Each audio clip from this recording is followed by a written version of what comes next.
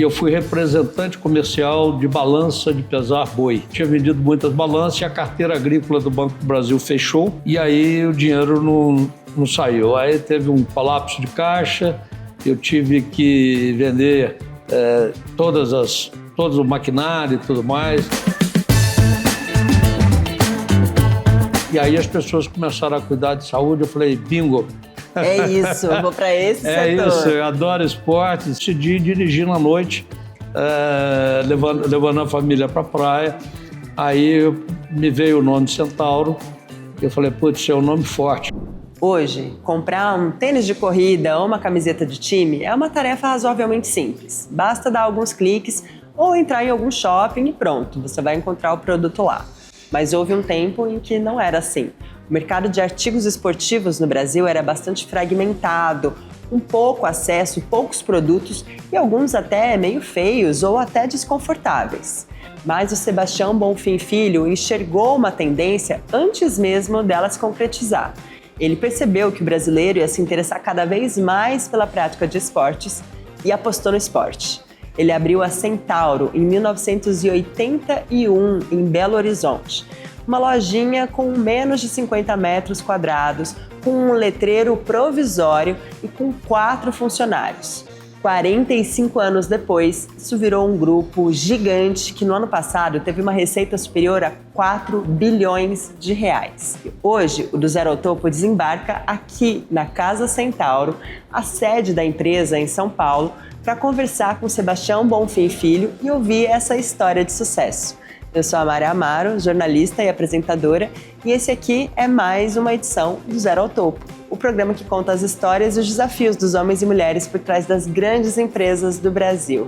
Mas antes de começar, como sempre, eu quero te pedir para deixar o seu like e se inscrever no canal se você ainda não for inscrito. Se você estiver ouvindo a gente no seu agregador de podcast favorito, você também pode seguir a gente por aí. Agora vamos para a história de hoje?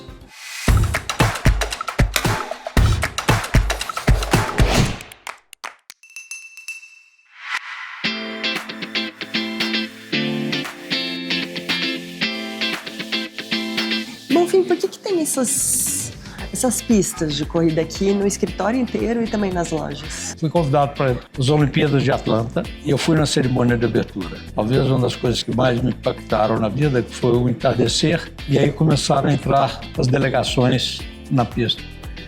E de repente a gente via essa empolgação nas arquibancadas, as delegações andando, indo para o centro da pista. E de lá me surgiu a inspiração de fazer o projeto da Centauro como um estádio olímpico. Por isso que o C também é assim. Foi exatamente isso. Aí depois que criei ali a logo junto com o nosso pessoal, criei uma logo, deveria ser o C da Centauro, mas em formato de pista. E então foi isso, ela foi a inspiração, você tem produtos do lado, que é o povo, que é o pessoal, você tem a pista de corrida e o gramado no centro. Então a pista sempre que possível, ela faz todo o contorno da pista e virou uma marca registrada nossa, né? É uma marca muito clara que você está numa loja Centauro e ela faz. E esse elemento pista a gente trouxe, criamos agora um modelo de loja chamado G6 e esse conceito de pista agora já foi para a fachada também.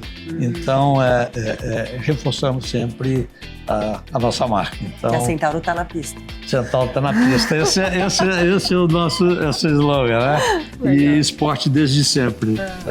São os dois pontos que a gente sempre está e a gente procura transmitir dessa forma. Então, Bonfim, agora vamos lá para a nossa conversa, que a gente já conheceu um pouco o espaço. Vamos lá? Claro.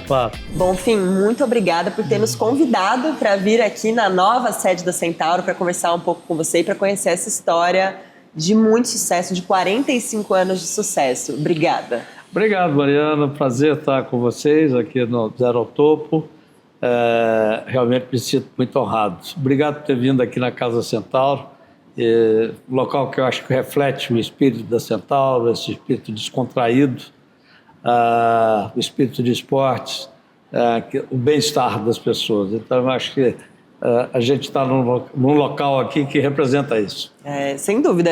quem está assistindo a gente pelo YouTube vai conseguir ver que a gente realmente está num lugar que apresenta bastante esporte, né? Exatamente. Mas nem sempre foi assim no Brasil. Então eu quero voltar lá 45 anos atrás, em 1980, na verdade, um pouco antes, na verdade.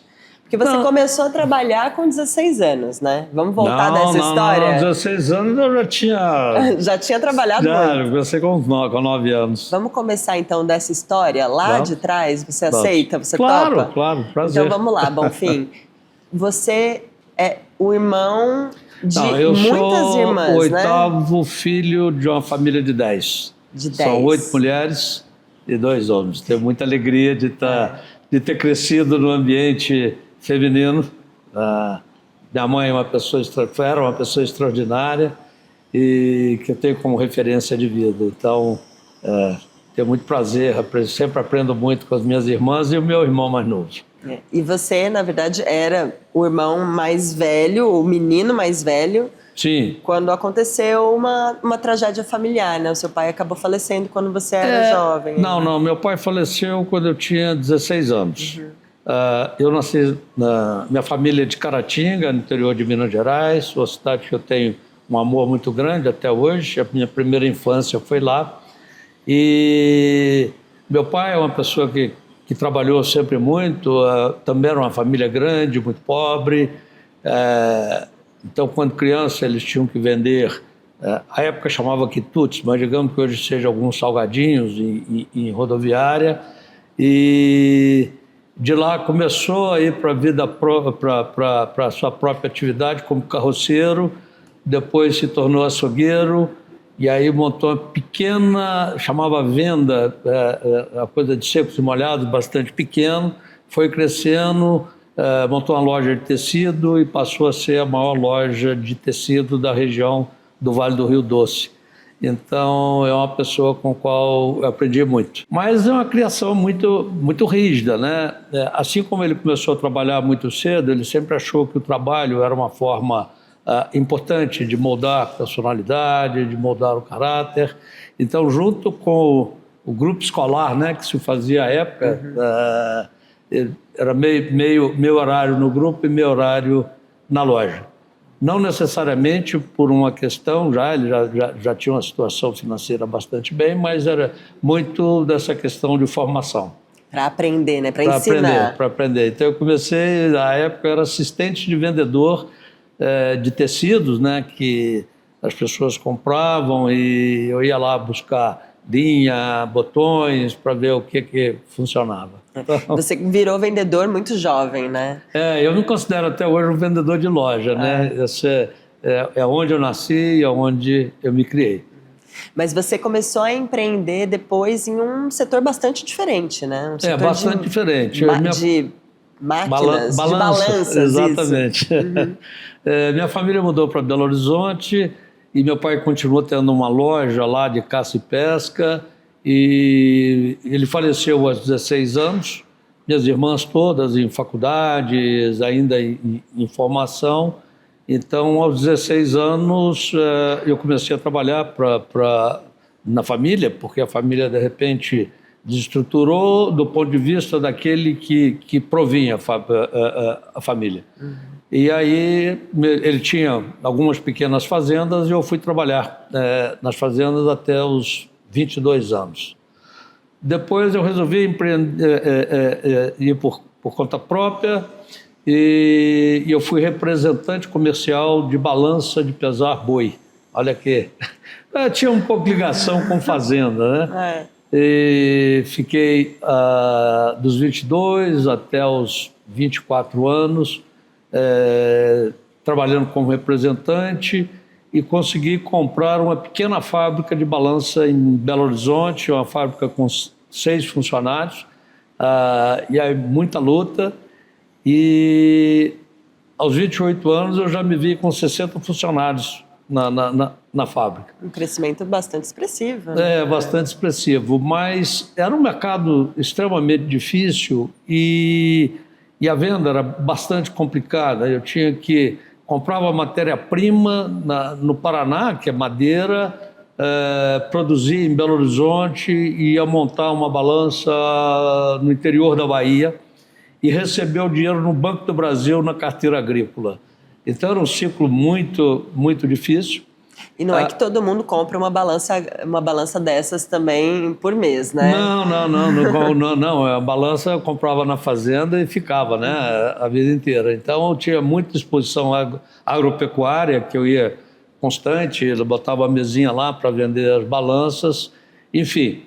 E funcionou bem até que um determinado dia eu tinha vendido muitas balanças e a carteira agrícola do Banco do Brasil fechou. E aí o dinheiro não saiu. Aí teve um colapso de caixa, eu tive que vender todo o maquinário e tudo mais. Felizmente conseguia pagar todos os fornecedores.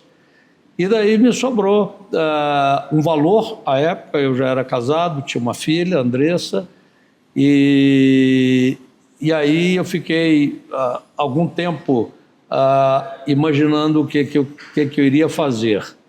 A minha esposa, natural, queria segurança, queria que eu fosse trabalhar em alguma empresa, mas eu sempre achei que eu queria empreender. E primeiro eu defini que eu queria ir para o varejo, voltar para o varejo, que era algo que eu queria. Mesmo. Era o que eu queria. E aí, qual varejo? Em novembro eu vi uma reportagem, já tinha definido. Em outubro eu vi uma reportagem na revista Veja, Página Amarela, que é a revista mais lida no Brasil, e tinha um título na Página Amarela: Vendem de tudo, ou vendem tudo. E aí eu li a reportagem, a Adidas tinha acabado de chegar no Brasil, estava vendendo muito bem, a Penalty estava vendendo muito bem. As pessoas começaram a despertar para o bem-estar e para a saúde, que o médico americano chamado Cooper, e ele criou o teste Cooper, que era ver em quanto tempo a pessoa conseguia andar X quilômetros, e aí as pessoas começaram a cuidar de saúde. Eu falei, bingo! É isso, eu vou para esse setor. É isso, eu adoro esportes, sempre gostei muito. Aí eu falei, não, vai ser esportes. E aí, de onde veio o nome Centauro? Bom, depois que eu defini o que eu queria, eu comecei a olhar como era o mercado de lojas de esporte em Belo Horizonte. Meu universo era Belo Horizonte, e eu via que todas as lojas de esporte seriam como se fosse aqui, que era na Rua dos Caetés, e se fosse aqui em Belo Horizonte era comparável mais ou menos a 25 de março. Eram lojas desorganizadas, feias, sem nenhum tipo de cuidado. Eu falei, olha, não vai ser isso que eu vou fazer. Eu quero... E acho que foi mais importante. Antes do nome surgiu o propósito.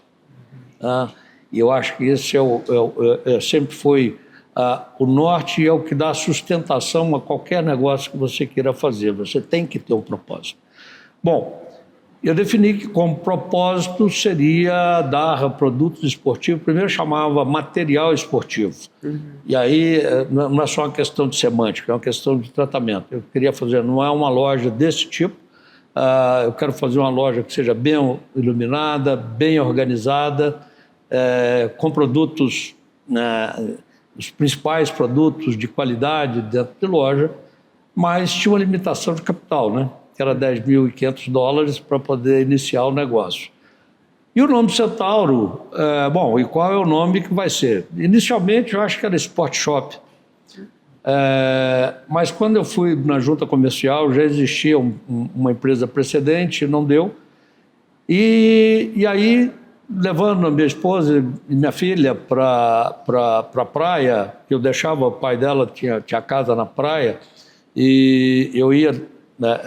só levava e trazia porque, enfim, estava pensando, né, já estava decidido em fazer uma loja de esportes.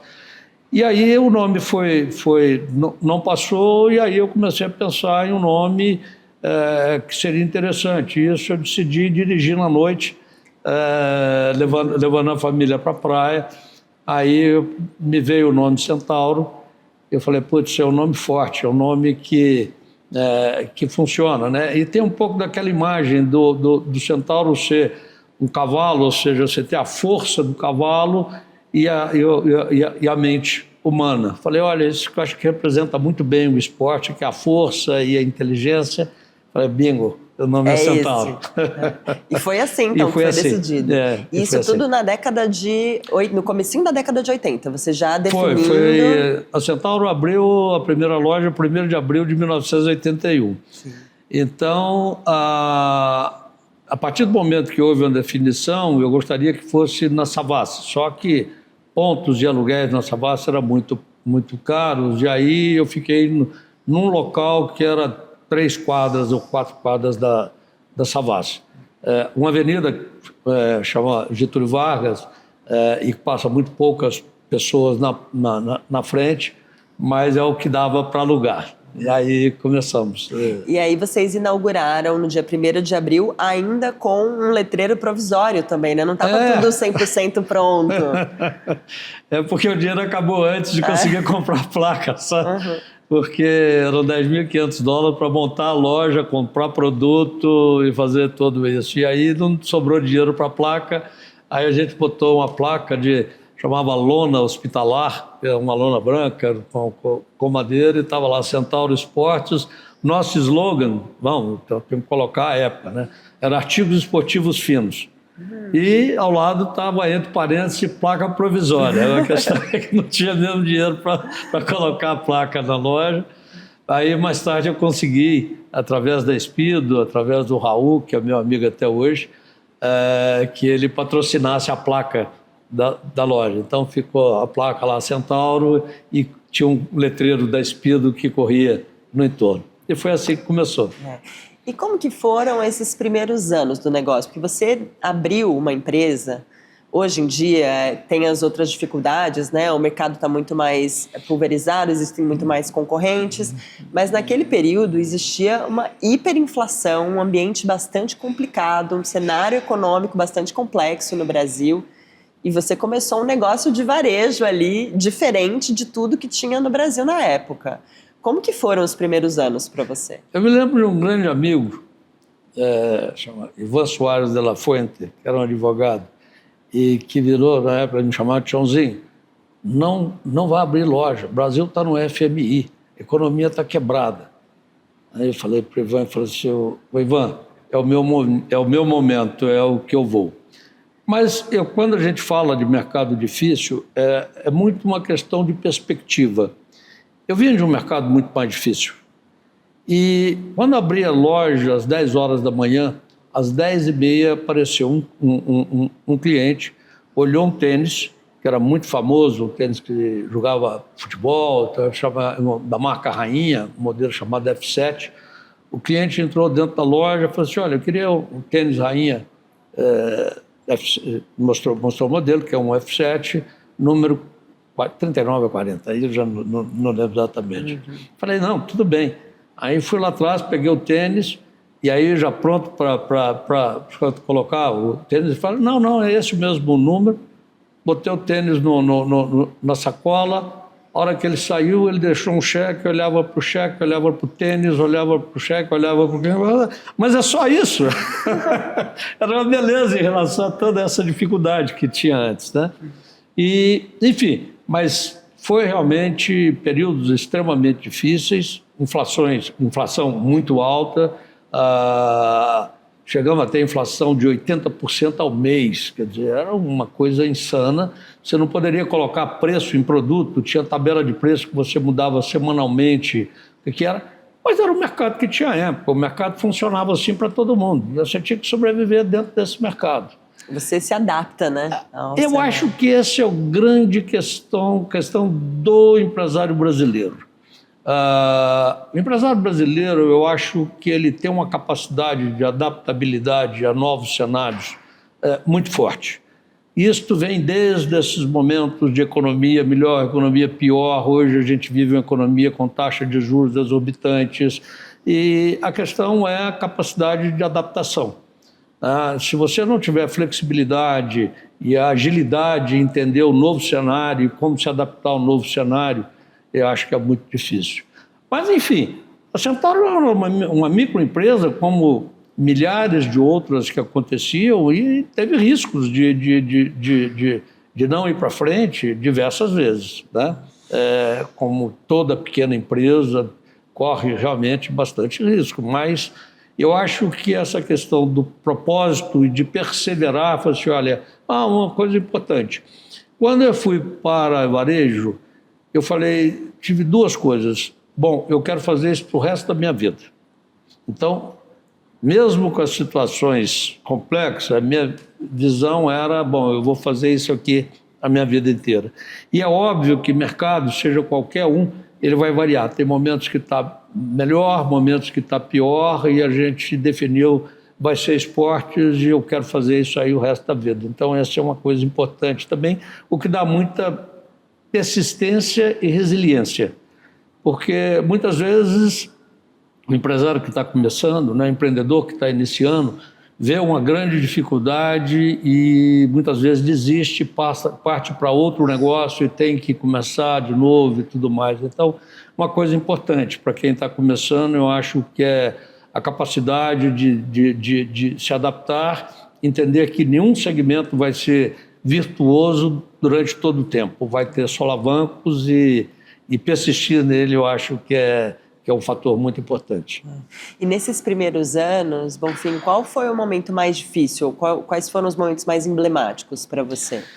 Eu acho que, enfim, desta loja de bairro, a gente imediatamente surgiu uma oportunidade já no final do ano de uma loja de um jogador de futebol que estava na Savassi e que estava indo muito mal e alguém falou, olha, pode só assumir lá a loja. Então, a segunda loja foi, é uma segunda loja. E depois, em Belo Horizonte, a gente foi abrindo, a gente chegou a ter 9 lojas em Belo Horizonte, todas muito pequenas, né? As lojas eram de 40 metros, 50 metros, máximo 100 metros quadrados.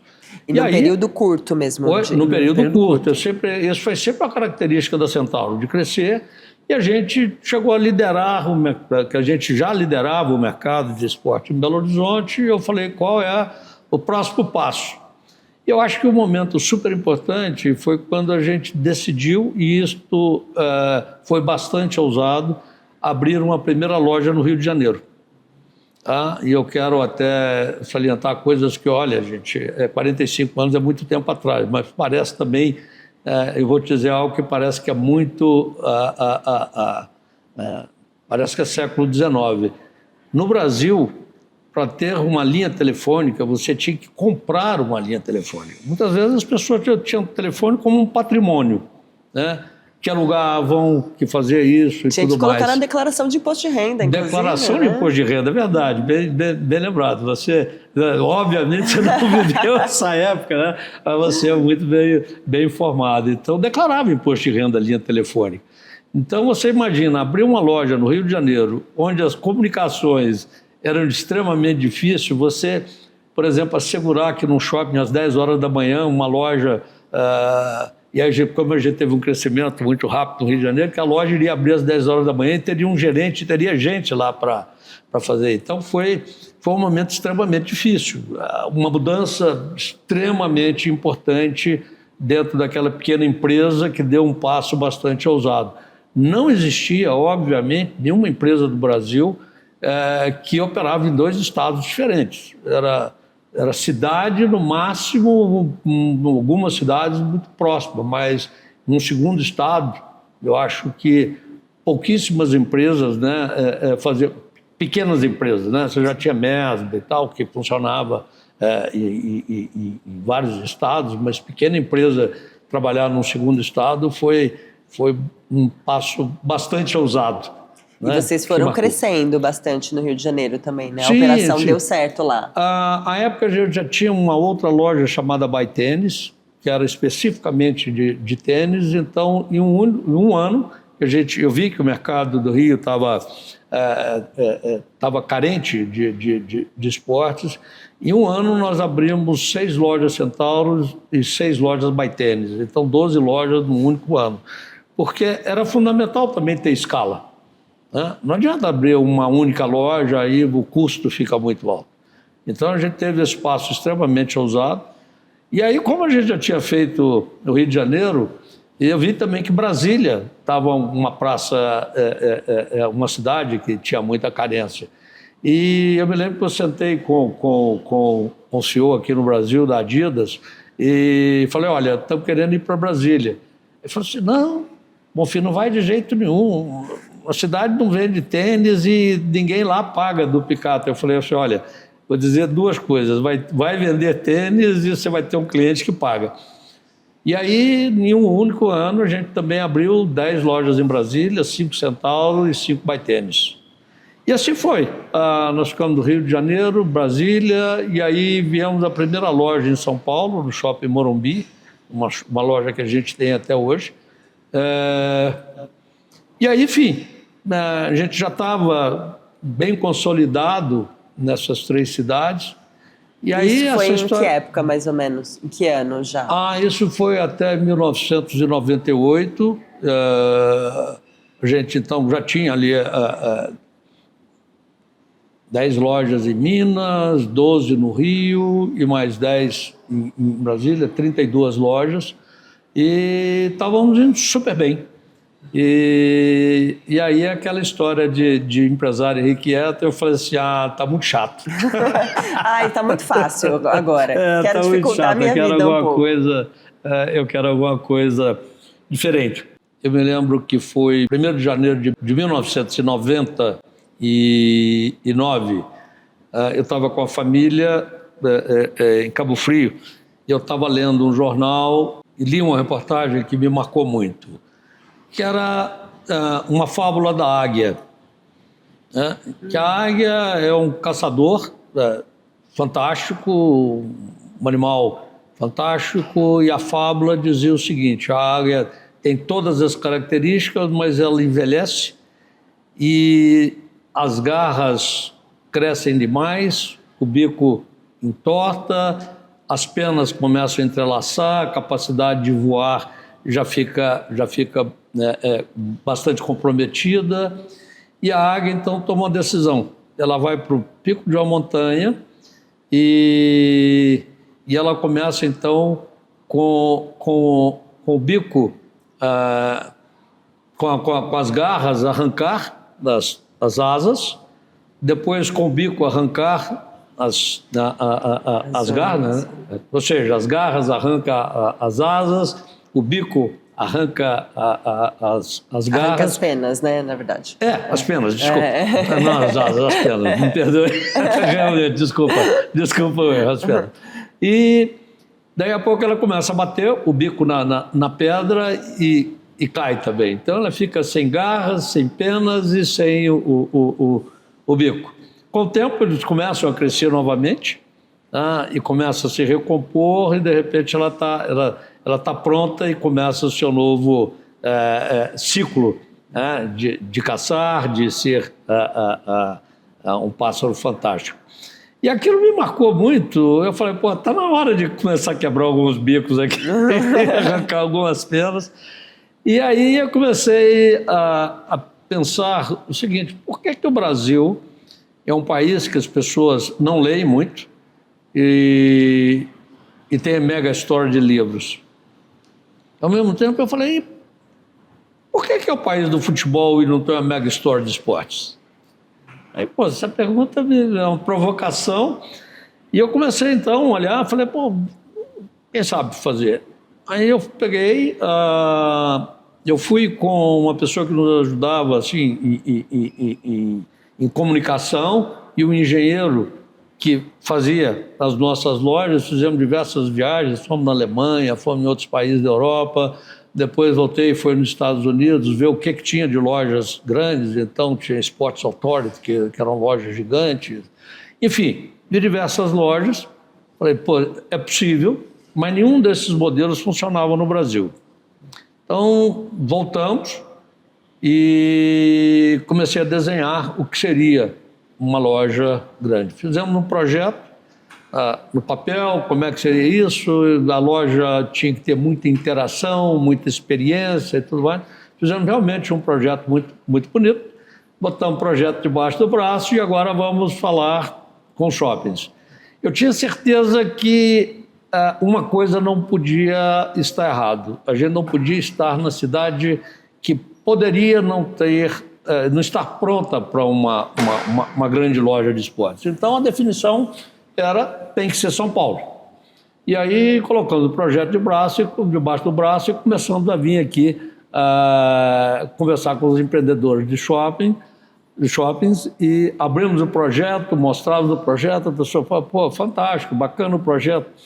Com qual empresa internacional vocês estão associados para fazer isso? Não tem nenhuma, somos nós mesmos que vamos fazer. Interessante. Aonde tem uma dessa que eu posso ver? Falei, não, você vai ter a primazia de ter no seu shopping a primeira loja dessa. Entendi. Vamos ver. Vamos se falando, a gente vamos falando, vamos conversar, interessante. E de repente o Shopping West Plaza, aqui em São Paulo, tinha a Mesbla e o Mapping, em 3 andares, em cada um deles, em cada piso de 2.400 metros. Trouxe o projeto, acho que o dono do shopping chama Malzone, mostrei o projeto, e ele falou, não, interessante, as mesmas 2 perguntas, e das 2 partes do shopping fechadas, né? Aí ele pensou, tal, voltei na segunda reunião e falei, não, bacana e tal, mas me paga 30 aluguéis antecipados. 30 aluguéis? 30 aluguéis. Porque é aquela história, não estou fazendo nada com essa área e paga 30 aluguéis, o que vier é lucro. Aí nós fizemos muita conta e tal, falamos, pô, dá para fazer. Aí pagamos 30 aluguéis, abrimos a primeira loja aqui no Shopping West Plaza, 2.400 metros, e aí nós fizemos muita coisa diferente. À época, acessar a internet era difícil, a gente colocou uma sala com 6 ou 7 computadores Apple, bonitos, amarelos, azuis, coloridos, daquela época, internet de graça, as pessoas podiam simplesmente entrar, e aí tinha quadra para experimentar raquete de tênis, tinha quadrinhas de futebol, que até hoje a gente mantém em várias lojas nossas. E aí foi entretenimento, a loja foi um sucesso, e como foi um sucesso, todos os shoppings queriam ter essa loja que já tinha a primeira para mostrar. E aí foi a vez do pessoal ir atrás de você, né? Aí o pessoal começou a vir, pô, isso aqui eu também quero no shopping. Como não tinha no Brasil, a gente tomou uma decisão de fazer um crescimento muito rápido e ocupar espaços. À época, os melhores shoppings tinham ainda bastante espaço. A quebra da Mesbla, a Renner aproveitou muitos dos bons espaços, mas tinham vários outros, então a gente conseguiu fazer locações nos melhores shoppings do Brasil, nos melhores pontos, e aí foi um sucesso. E durante 2000 a 2010, nós tivemos um CAGR durante uma década de 23%. Todo ano a gente botava 23% no ano anterior, e fomos. Aí a gente espalhou o Brasil inteiro, a gente foi em Goiás, a outra loja, depois nós começamos da Nordeste, voltamos. E aí teve uma história, sabe aquelas lojas todas que tinha antes? Nós fomos fechando todas elas, porque já não era mais aquele conceito de loja, e fomos abrindo outras muito grandes. Né? Foram as menores que foram, enfim. Aí nós tínhamos que reestruturar toda a empresa para fazer o abastecimento e a gente trabalhar com vários produtos que a gente não tinha antes. Então foi uma reformulação inteira na empresa, e a gente, nos shoppings que a gente tinha lojas menores, a gente pegava áreas maiores e encerrava as lojas menores. Mas então foi isso, né? Hoje a Centauro tem 230 lojas, mas a gente já fez mesmo umas 270, 280 lojas, porque a gente tinha que desmanchar. Depois a rede By Tênis, também a Centauro se tornou uma referência em venda de tênis, e era uma competição, a própria Centauro tinha uma competição muito grande, então a gente optou em fazer só a Centauro. E está aí, hoje é nacional. E hoje vocês têm uma grande parte da operação que vem do online também. Mas isso começou muito tempo atrás, quando nem tinha internet direito, né? Exatamente. Começou ainda na década de 90 a operação 1998, digital? Eu lembro, a gente tinha 9 lojas, e tinha um caixa de uma das nossas lojas, chamado Max, que gostava muito de computadores e tal, e aí o Marcos falou, bom, tem uma venda por internet, vamos fazer e tal. Eu olhei, vai lá, Marcos, toca esse projeto. Foi muito bom, mas só que tinha muita fraude. Né? As pessoas compravam cartão de crédito e não pagavam, davam o número errado, enfim. Então nós falamos, fica isso aí pequeno. Tá? Era pequeno, mas a gente nunca deixou de fazer. Bom, internet aí depois... Bom, obviamente, a gente tinha o foco em lojas e não em venda por e-commerce, mas desde lá a gente começa. E aí a gente tem várias fases, né? Eles foram melhorando e tal, foram crescendo, a gente foi trocando, colocando, trazendo mais especialistas dentro disso. A gente trouxe o Bonfá, que é uma pessoa especializada, e depois nós trouxemos o Gustavo Furtado, que hoje é o CEO da empresa, né? Que deu uma outra dimensão no dígito da Centauro, que hoje representa 29%, varia entre 28% e 30% da venda da Centauro é digital. Mas boa parte da Centauro, boa parte da venda da Centauro ainda vem das mega stores, certo? Sim. E em 2020, logo depois, na verdade, da primeira entrevista que você deu para o Do Zero ao Topo, que foi em 2019... Em 2020 veio aquele evento que mexeu com todo mundo, mexeu com todas as pessoas, todas as empresas, né? Que foi a pandemia que fechou os shoppings por bastante tempo. Que, inclusive, obrigava as pessoas a ficar em casa, não podia nem praticar esportes, né? Não podia estar junto com outras pessoas. Como que foi esse período para vocês? Olha, vamos lá. Nós temos uma questão histórica muito interessante também, porque em 2019 eu fiz a minha sucessão na empresa, depois se quiser a gente volta a falar um pouco disso, em 2015 e assumiu o Pedro Zemel. E em 2019 a gente abriu o capital da empresa e aí a gente gerou um grande caixa dentro da empresa. E aí surgiu com a Nike, o interesse da Nike em transformar a operação deles aqui direta para distribuidor. E como a gente tem um vínculo com a Nike de 44 anos, e de muita confiança, e a Nike nos escolheu como distribuidores deles do Brasil. Eu acho que foi sempre tivemos uma relação extraordinária com a Nike. E então a gente adquiriu todo o inventário de Nike no Brasil, todas as operações, absorvendo todas as pessoas, o que demandou aí mais ou menos um capital de 1 bilhão e pouco. Só que de repente na pandemia todas essas lojas que nós estamos falando simplesmente fecharam. A partir do mês de março, em um mês, estavam todas as lojas fechadas. Também por essa questão, a gente tinha uma venda de digital, né? Que realmente cresceu enormemente, porque mesmo as pessoas em casa tinham que cuidar também da saúde física e da saúde mental. Então, o esporte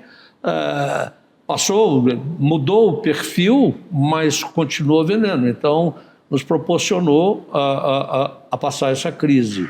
Mas, ainda assim, pelo contrato que a gente tinha com a Nike, a gente fez um follow-on no ano de 2020, com a confiança do mercado, foi extraordinária, e a gente fez um follow-on, a ação a R$30, e durante a própria pandemia, né, com todas as lojas fechadas. Então, eu acho que esse, sim, pelo momento que aconteceu, e veja, mais uma vez, aconteceu com todos, não foi uma questão específica de empresa, e todas as empresas procuraram sobreviver da melhor maneira. Felizmente, a pandemia passou, o mercado retomou, o mercado de shopping center, o fluxo de shopping center hoje já é maior do que antes da pandemia. Em 2019, na verdade. Antes de 2019. Então, o fluxo de pessoas do shopping já retornou, já superou pré-pandemia. Então, hoje, felizmente, está todo o varejo já equacionado, né, dessa nova realidade. E você falou de uma história até agora aqui de 45 anos, com muitas vitórias, mas eu queria falar um pouco dos problemas também. Qual foi o maior problema que você teve, ou qual foi o maior erro que você cometeu, na verdade, nesses 45 anos? De achar que a década de 2000 a 2020 seria a década dos esportes. Apostou muito. Apostamos muito. Veja bem, e com razão, o Brasil estava numa situação fantástica, a economia brasileira, teve até uma capa da revista The Economist, onde o Cristo Redentor estava decolando, o mercado estava muito bom, muito aquecido, e o Brasil já tinha a Copa do Mundo e as Olimpíadas do Brasil, 2014 e 2016. E aí a gente acelerou muito, tá? E foi chegando perto da Copa, a Copa começou a ser muito contestada no Brasil, com razões até bastante importantes, né? O Brasil, acho que botou dinheiro demais, construindo estádios demais, e hospitais de menos, eu acho que era a demanda da época, e aí começou a haver um movimento muito anti-Copa no Brasil. E nós fomos um dos patrocinadores oficiais da FIFA. A Centauro foi um dos 6 patrocinadores, junto com Coca-Cola e outros. A Coca-Cola é um patrocinador mundial, e tinham 2 nacionais, e a gente tinha uma cota de patrocínio. E, infelizmente, além desse movimento contrário, né, o Brasil ainda tomou aquele 7-1 da Alemanha. Nossa, nem me fala, que dói até hoje. Eu estava no estádio e eu vi como é que a coisa estava, um desastre anunciado. E aí, em seguida, veio a questão dos juros, que ficou muito alto no governo Dilma. Os juros explodiram, e a empresa tinha tomado muita dívida na época. E aí a gente entrou numa crise realmente financeira ali em 2015, em 2016 as Olimpíadas também não revelaram ser um grande fator de vendas de produtos esportivos, e aí sim, a gente teve uma dificuldade grande que a gente conseguiu contornar com os bancos, e aí muito mérito do Pedro, do Salazar, que hoje continua sendo o nosso CFO, de conseguir reequacionar as dívidas e, bom, enfim, nós éramos também uma daquelas empresas que a taxa de juros complicou muito, mas felizmente conseguimos contornar e tocar a bola para frente, e hoje a gente vive um momento muito, muito bom na companhia. E em 2020 a gente assumiu a distribuição da Nike no Brasil. A empresa dobrou de tamanho, porque ali mais ou menos 50% Centauro, 50% a Fisia, que é a distribuidora da Nike no Brasil. Foi quando veio o grupo E aí SBF. Foi o grupo SBF, e a gente apostou no ecossistema, compramos algumas empresas que hoje já nos desfizemos, mas, enfim, a empresa dobrou de tamanho, né? E hoje aquela empresa começou com 4 colaboradores, primeira gerente mulher. Olha só.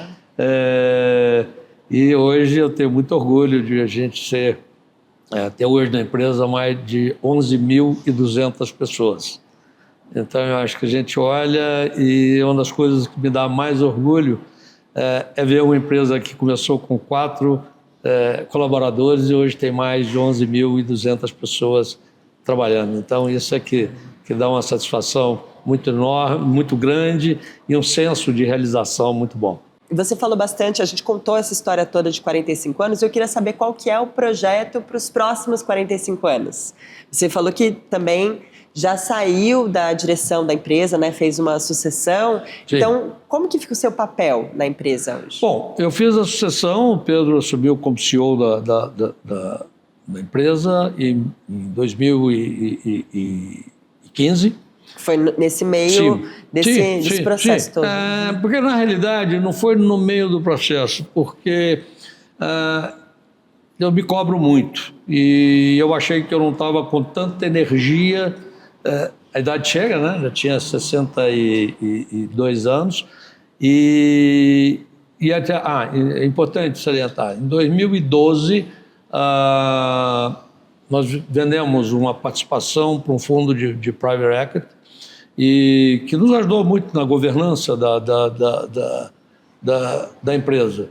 E então a gente já estava olhando junto com o fundo um processo de sucessão.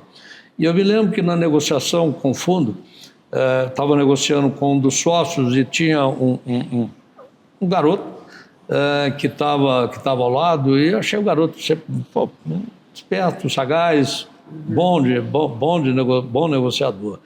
E quando eu fui assinar o contrato com o fundo, eu falei, olha, tem uma condição adicional. O pessoal falou, pô, pelo amor de Deus, o que mais você quer? Eu falei, não, sabe aquele garoto que está ali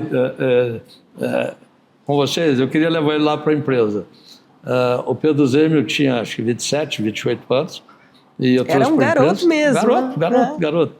E mais uma formação muito boa, Harvard, uma pessoa extraordinária, muito habilidoso.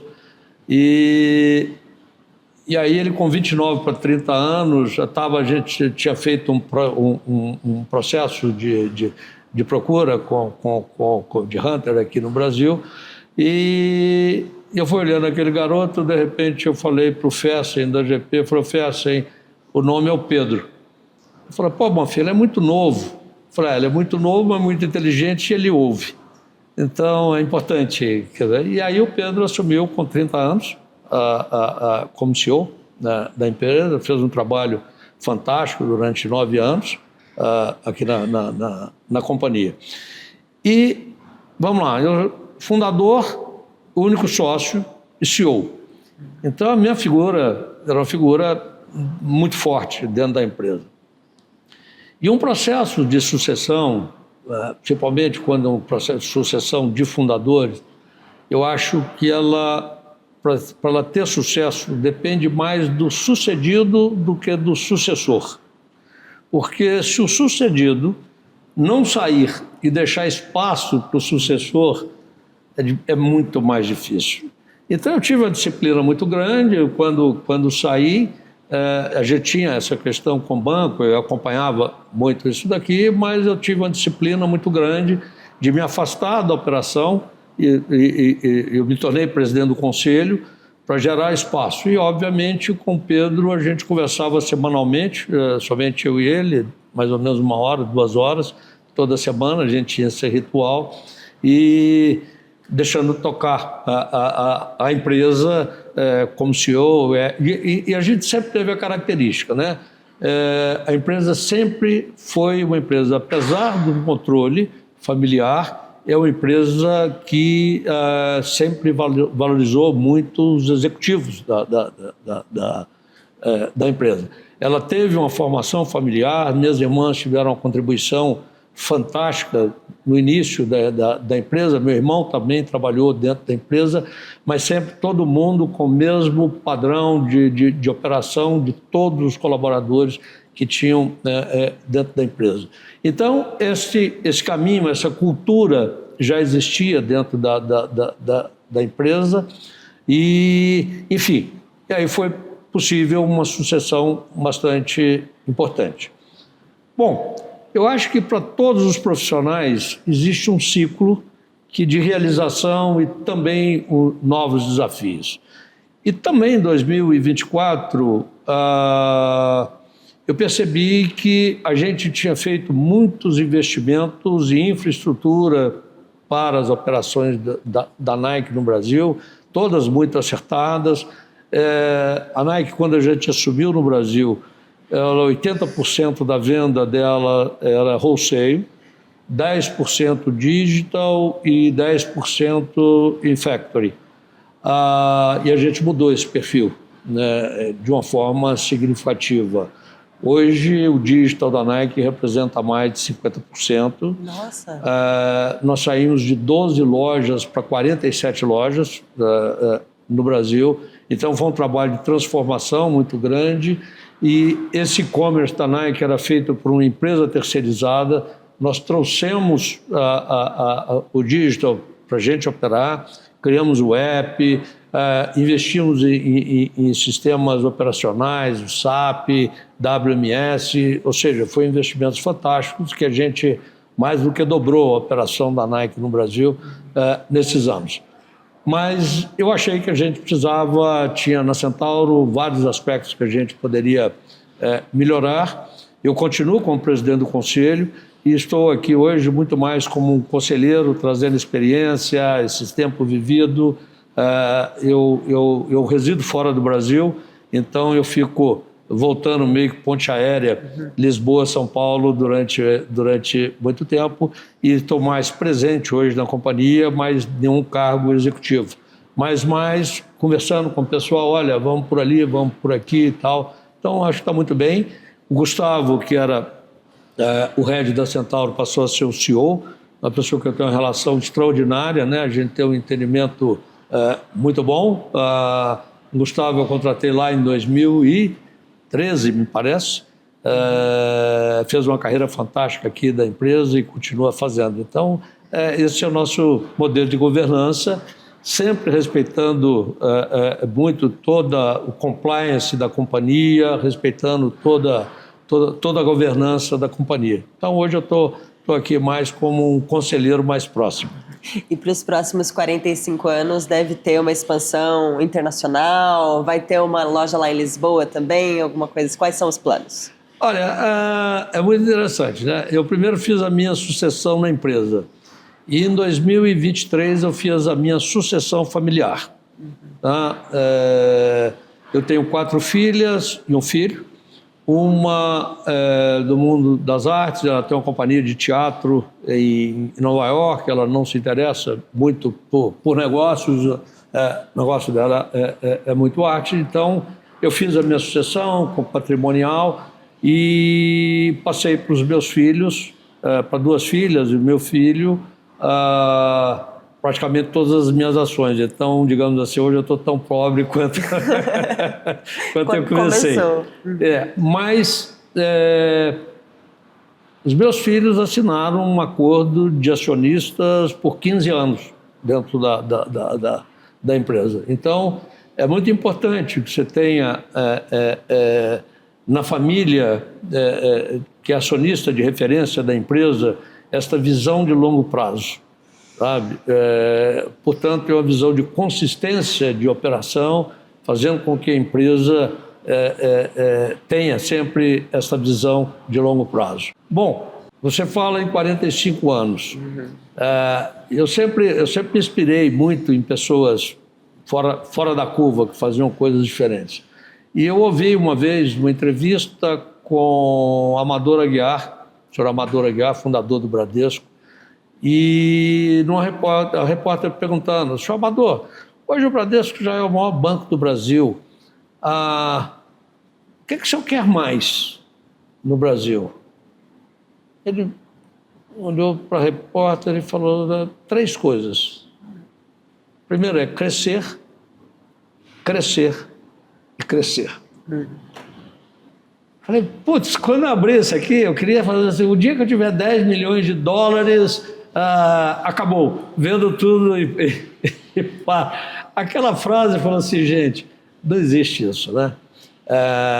Eu acho o seguinte: a gente tem um plano bem concreto para os próximos 5 anos, né? E a gente sabe o seguinte: eu acho que o mercado cada vez se consolida mais, a gente quer ser consolidador nesse mercado, a gente quer continuar sendo uma empresa inovadora, que acho que foi sempre uma característica da Centauro, fazer coisas que ainda não estavam sendo feitas. Então, acho que a gente tem bastante coisas importantes para realizar. Então, a gente está, primeiro, esse modelo de 5 anos, e depois o modelo para frente. Nós temos aqui, nos próximos 5 anos, um impacto muito grande de reforma tributária em todas as empresas, né? Independente de setores e tudo mais. Então, nós estamos trabalhando muito na malha logística, né, nesse ano, para reformular o Brasil, esse continente, né, que nós temos aqui, com diversificação de consumos, de produto e tudo mais. Então, nós estamos nos preparando muito para esse momento de reforma tributária, porque, querendo ou não, no Brasil, com a nossa loucura tributária, normalmente você não liga dois pontos com uma reta. Você tem que fazer alguns caminhos que tornam a questão tributária mais eficiente, obviamente, tudo dentro da legislação, tudo dentro da legalidade, mas a gente está se preparando para esse novo momento. E a Centauro, como eu disse, eu acho que ela precisava de revigorar, e então a gente criou, já ano passado, né, juntamente com o Gustavo, a gente decidiu pela contratamos 940 novos colaboradores para as lojas, somente para as lojas. Reformulamos aqui o nosso time de compras, marketing, visual merchandising de loja. Estamos criando aqui um modelo chamado PACE, que é um padrão Centauro de operações, para uniformizar no Brasil inteiro o nosso modelo de operações, que eu acho que a gente estava com variações importantes, e os resultados já começaram a vir no ano passado. O Centauro, ano passado, cresceu um pouco mais de 13%, e no último TRI do ano passado já crescemos 15,7%. E estamos muito felizes com os resultados, passamos a reformar lojas. Ano passado reformamos 10, esse ano temos muitas lojas para reformar. Encurtamos o tempo de fechamento de loja, que a gente demorava aí 120 dias de loja fechada. Hoje a gente está fazendo reformas por parte, e o prazo médio de loja completamente fechada é só de 7 dias. Então foi uma dinâmica bastante importante. Já abrimos 15 lojas que iniciaram em janeiro, já estão abertas, funcionando. Temos outras 14 já em processo de reformas, e teremos mais um bloco no final do ano. Então, eu acho que isso tem proporcionado a Centauro a retomar a sua posição. A retomar, né? Ela nunca perdeu a liderança. Eu acho que, como um todo, o grupo é o maior grupo de esporte da América Latina, disparado. Vai aqui uma curiosidade: entre tênis e chuteiras, imagina quanto tempo a gente demora para vender um desses itens. Olha, contando com a primeira venda que você fez, eu acho que é menos de meia hora. Diminua. 10 minutos. Para baixo. 5 minutos, 4, 3, 30 segundos. 2 segundos. 2 segundos? A cada 2 segundos a gente vende ou um tênis ou uma chuteira no Brasil. Nossa. Então, assim, acho que, sem dúvida alguma, é a maior empresa de produtos esportivos no Brasil, né? Sem dúvida. Então, é isso. Continuar sendo. O plano para os próximos 45 se manter no topo. Os próximos 45 anos. A gente não tem uma barreira de falar, olha, vamos até aqui. Não. A gente tem sempre mais aspirações. Eu acho que esse espírito inquieto, né, de cada vez melhor, porque eu acho que é uma maravilha, porque é um crescimento que distribui renda, e eu fico assim extremamente feliz de pessoas que a gente conseguiu mudar a vida, de pessoas que a gente vai em loja, cada histórias assim fantásticas de colaboradores, né? Então, essas histórias fantásticas que a gente vê em lojas, né? E cada eu vou sempre em lojas, e aí as pessoas querem sempre contar as suas histórias, né? Eu tenho essa característica de estar com todos, cumprimentar todos, ouvir todos. Então, a gente tem histórias fantásticas. Eu tenho, por exemplo, uma história que eu não lembrava. Eu fui recentemente da Bahia, e um colaborador disse que é o seguinte: a gente estava abrindo uma loja e ele era da turma de limpeza que foi contratada para limpar, e ele disse que estava lá fazendo uma limpeza e tal, e que eu sinceramente não lembrava. E ele falou assim: olha, pô, bacana, você tem esse negócio aqui, vem trabalhar com a gente. Ele hoje é gerente de loja, casou, formando os filhos, sabe? E coisa assim. Então, essas histórias que realmente dá muito orgulho de a gente ver essa trajetória, sabe? Eu acho que o impacto pra que gente tem, né? O impacto social que a gente cria, eu acho que é muito bom, maravilhoso. Então, se tiver algo que você possa dizer, o que é que te traz mais satisfação, eu acho que é isso. E, Bonfim, a gente está caminhando para o nosso final já, uma pena, porque eu ficaria aqui horas ouvindo você, mas nesse bloco final eu faço sempre algumas perguntas que são um pouco mais curtinhas para os convidados. Tá. E a primeira pergunta é o que você faz quando você não está trabalhando? Bom, a família. Primeiro tempo, eu acho que, para mim, família e empresa. E quando eu tenho horas de lazer, eu jogo golfe. Tinha certeza que ia ter um esporte aí. Tinha certeza disso. Verdade, mas eu brinco com os amigos que eu não jogo golfe, eu só entro no campo. Porque eu comecei a jogar muito tarde, e aí você acaba não aprendendo. É um esporte extremamente desafiador, que parece muito simples, e eu, sinceramente, eu nunca vi nada mais difícil e que te leva, ao mesmo tempo, a uma frustração muito grande, ao entusiasmo muito grande, dependendo de uma tacada que você dá. Então, eu acho que o que eu faço é isso e, eventualmente, com os amigos, alguns encontros semanais, e eu acho que é isso. E para quem você liga quando você não sabe o que fazer? É uma pergunta. Acho que eu ligo. Primeiro, eu converso com a minha esposa muito, mas eu tenho uma filha que me ouve muito e eu a ouço muito. E a gente troca muito com todos os filhos, tá? Mas uma especial eu converso muito e ouço muito. E se você pudesse voltar em algum momento no passado e dar um conselho pro jovem Bonfim, estava ali talvez começando o seu empreendimento, que conselho que seria? Eu acho que o empresário, sobretudo, tem que, não necessariamente tem que ser um especialista, tá? Ele deveria ser um bom generalista, né? Mas eu acho que em alguns aspectos, a minha formação acadêmica eu fiz uma faculdade de administração, mas, como eu disse, eu comecei a trabalhar após meu pai ter falecido. Eu fiz um curso noturno, e fazia já casado, né? Então, eu acho que eu deveria ter me especializado um pouco mais em algumas matérias de finanças, algumas matérias contábeis, que são importantes para todo o conceito. E deveria ter lido mais do que eu li. Eu sempre gostei muito de ler, mas eu acho que a leitura traz muito conhecimento, né? E eu acho que talvez eu deveria ter lido um pouco mais. E dentro dessa leitura, o que mais me impressionou e que eu acho fantástico e me inspiro até hoje é Sam Walton, né? Eu ia perguntar exatamente isso. Qual é o livro que você indica? Então é esse. Sam Walton, Made in America. Fundador do Walmart. Fantástico. É o primeiro livro que ele escreve. Eu acho que teve um segundo livro, mas é algo que para mim era a Bíblia, né? Eu, para ler um parágrafo, eu ficava meditando sobre aquilo durante muito tempo. Então, eu acho que Sam Walton é a inspiração de qualquer um varejista. Óbvio, né? No mundo tiveram vários, mas Sam Walton é fora da curva. E que conselho que você daria para quem está começando um negócio hoje? Persista. O Brasil é um país difícil, mas tem uma vantagem. Que nós, brasileiros, conhecemos o Brasil.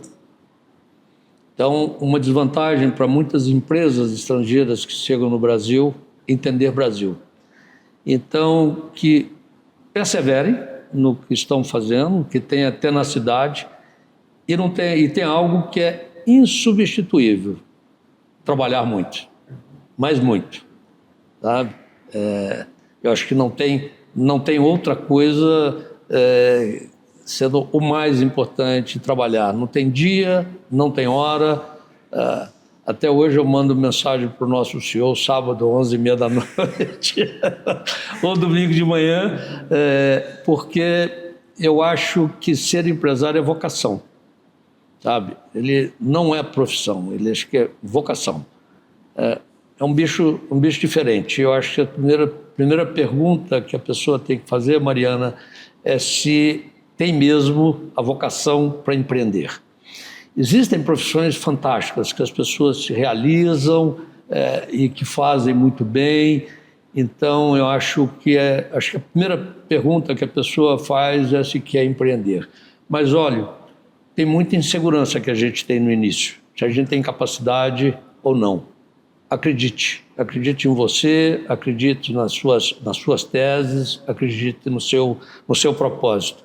Se eu puder dar alguma conselho, dica. Eu acho que empresário a gente não dá conselho, a gente troca ideia. Acho que E é você isso. acha que é mais fácil empreender hoje do que era quando você começou? Eu acho que hoje tem muito mais oportunidades. O mercado é mais aberto, mais competitivo, mas a primeira coisa que você tem que ver é o seguinte: qual é o diferencial? O que você vai fazer diferença nesse mercado? O que você vai agregar? Se você trouxer algo a agregar, eu acho que vai muito bem. Se você vai abrir, se é mais um, se você abrir uma pizzaria e apenas fazer uma pizza, é mais uma pizzaria. Mas se você fizer uma pizza extremamente saborosa, que as pessoas gostem, e se você tiver restaurante, tiver pessoas que têm qualidade de atendimento, e atendimento é fundamental, a qualidade e tudo mais. A experiência. Então vai, né? a experiência. Então dá certo. Mas não seja mais um, sabe? Faça algo diferente, faça algo melhor, se desafie, né? Busque fazer aquilo que... Pode até se espelhar em modelos, sabe? Isso é óbvio, ninguém cria tudo, mas se espelhe em modelos, mas crie algo diferente. E você considera que está no topo? Não, longe. Ainda falta muito. Eu acho que a gente... empresário tem dois momentos, né? Quando ele está decolando, uma velocidade cruzeira como avião, e se você achar que está no topo, você já está em módulo de descida, né? É óbvio que a idade, né, nos traz limitações, mas enquanto estiver pensando, enquanto tiver energia, o meu papel hoje é de estimular as pessoas. Mais longe do topo, muito longe. Obrigada pela conversa, bom fim. Mariana, obrigado pela simpatia, obrigado por estar mais uma vez aqui do zero ao topo. Então eu esqueci, do zero ao segundo topo. Ao segundo, não, Vai a primeira parte. Tem muita coisa para ir para o topo. Mais uma vez, muito obrigado. Obrigada.